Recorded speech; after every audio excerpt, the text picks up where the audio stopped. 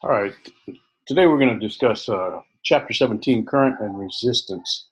So let's share the PowerPoint, and they call it Topic 17, Chapter 17, Current and Resistance. And let's get on with the lecture. In the figure here, the positive charges move in a direction perpendicular to a surface of area A, which could be the cross-sectional area of a wire, for example. The current is the rate at which charge flows through this surface. It's a time rate of change of current. Suppose delta Q is the amount of charge that flows through an area A in a time interval T, and that the direction of flow is perpendicular to the area.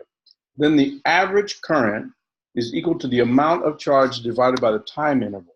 So I average is equal to delta Q over delta T, and the units are coulombs per second, or we call them amps, just A for short, amps. Because current is composed of individual moving charges, all currents are averages over time.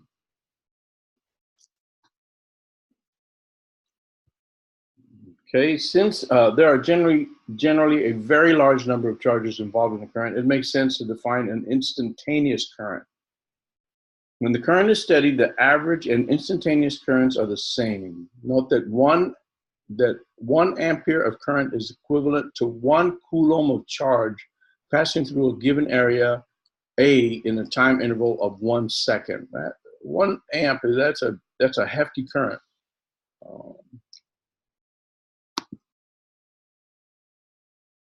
Okay.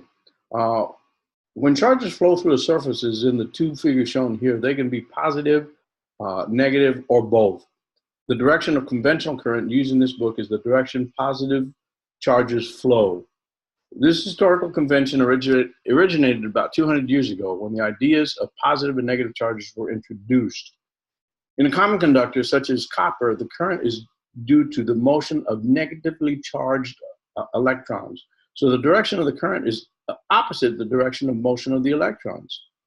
On the other hand, for a beam of positively charged protons in an accelerator, the current is in the same direction as the motion of the protons. In some cases, gases and electrolytes, for example, the current is the result of the flows of both positive and negative charges.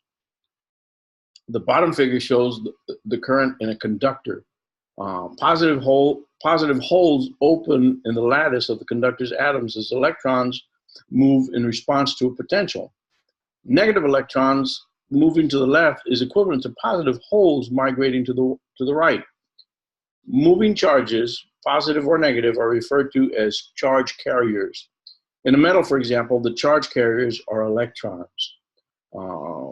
So when they talk about hole flow, you talk about electrons moving in one direction, and it leaves the spaces in the other, and that is what they call hole flow. But it's really the electrons in a wire that move.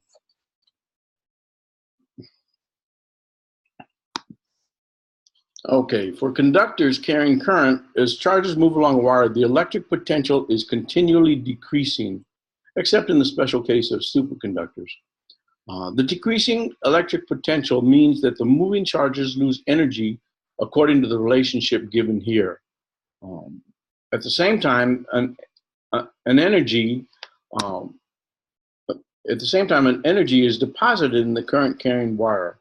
If we take Q to be positive, then delta V is negative. So delta U equals delta Q equals Q delta V is negative, which makes sense because the moving charges lose energy. Okay, that ends this section. Next, we will discuss section 17.2, current and drift speed.